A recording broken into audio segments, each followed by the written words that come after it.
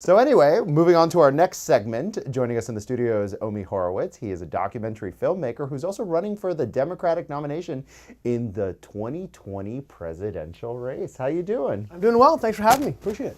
Yeah, so you were a conservative. I still am. You're still a conservative? Oh yeah, no, not a reform conservative. I'm still a conservative. Yeah, no question. So why are you running for the Democratic nomination? Look, it all start.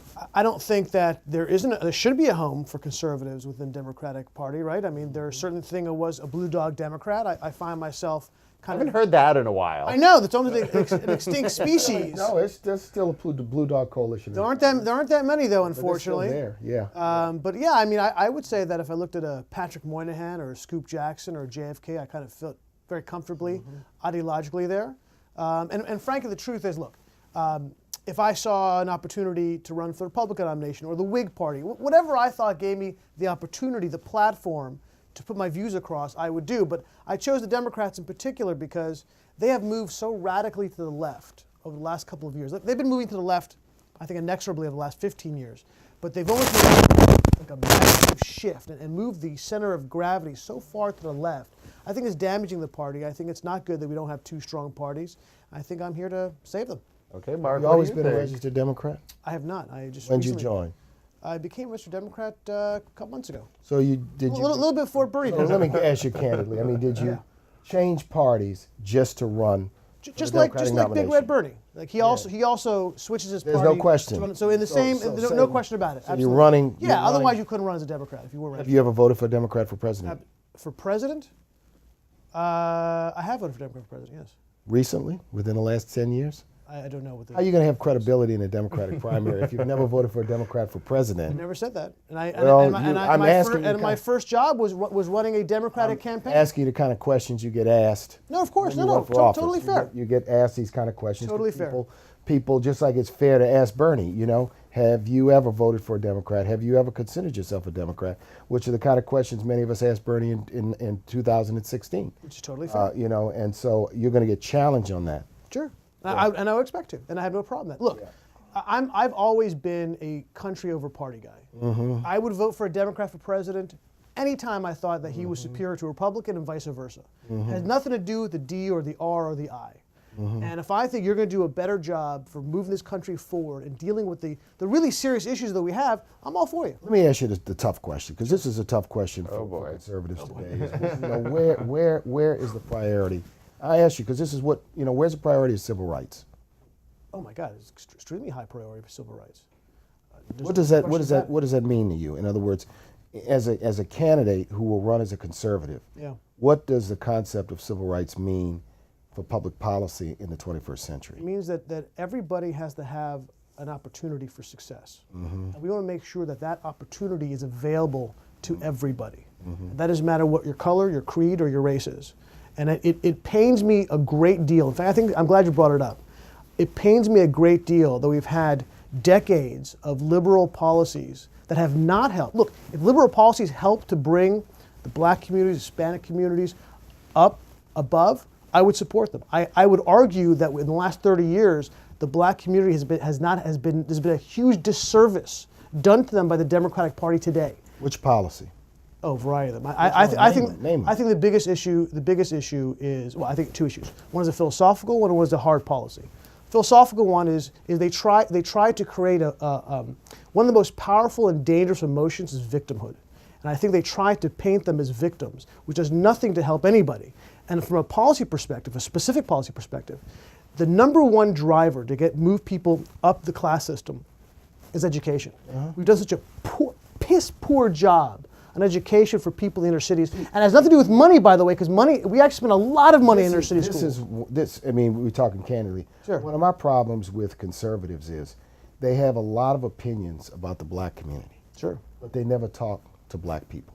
They never engage in any conversations with black people about what black people think for themselves about policies. Yeah. They have an opinion looking from the outside. Sure. I mean, I can attest to the fact. And by the way, I don't fall in that I can category. attest to the fact that many Republican leaders in the Congress in the last 10 years have basically cut off having any meaningful dialogue with African American leaders. That's pretty damaging. And it's truthful because I'm a guy who's been around, and as mayor of New Orleans, Disagree with him, but I could talk to Sure. Newt Gingrich.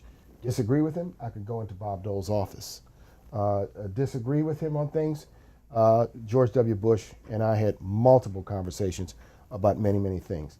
In the last 10 years, the leadership of the House of Representatives, whether it was Boehner or McCarthy, refuses meetings, refuses any dialogue, refuses to speak. So one thing you have to establish, and that's why opinions from many conservatives today about the black community have no credibility, because it's people looking outside with an opinion versus having a dialogue that you say, what do you think about policy X, Y, Z? What do you think about the condition of our community? One of the reasons why African Americans have more consistently voted Democratic over the last several years is because the Republicans make last several decades. but the Republicans make no effort whatsoever to appeal to African American voters. Don't come into the community. Don't dialogue with any leaders. That's the fundamental problem. It's a massive failure from the Republican Party, and I don't speak for the Republican Party, and obviously, but the Republican parties have black leaders who conservative. Well, all the African American leaders who were Republicans, whether it's J.C. Watts or Michael. Let's walk away from the Republican. Let's not talk about more of the conservative. Look, it's a shame that the name Thomas Sowell isn't known within every black young person in this country. It's a shame. It's an absolute shame that he is not considered. Economists. Oh, okay. Well, he's somebody that should be. I think this is something that should be taught to kids about his policies, what he believes. Because I think they followed Thomas Sowell's policies. A black individual, as you know, I think the community would be much better off. Okay. Wait. Let me say this. I have a list of questions here that I haven't gotten to. So last thing, Marc. I'm setting up the premise of the conversation because I think my challenge to you, if you run, I don't disagree with you on almost anything you said. Democratic primary as a conservative, I'll extend an invitation to you right now. That's been extended to every Democrat who's running to join me in Indianapolis in late July at the National Urban League Conference. We're giving every Democratic candidate an opportunity to come and speak to what will be thousands of people.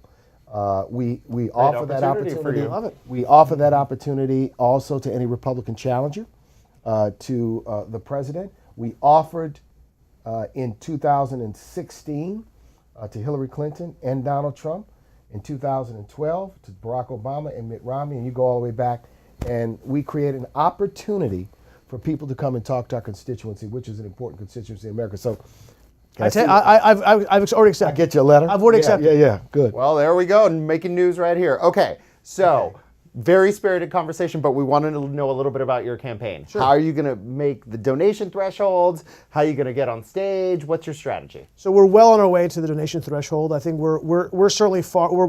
I think we move way farther than a lot of the guys who are in the sort of bottom tier as we are. Mm-hmm. We announced our first week after our week one, we got over 15,000 donations. We're well on our way to more than doubling that already. So we haven't announced our new number yet, but it's healthy. We're going to hit the 65,000 threshold.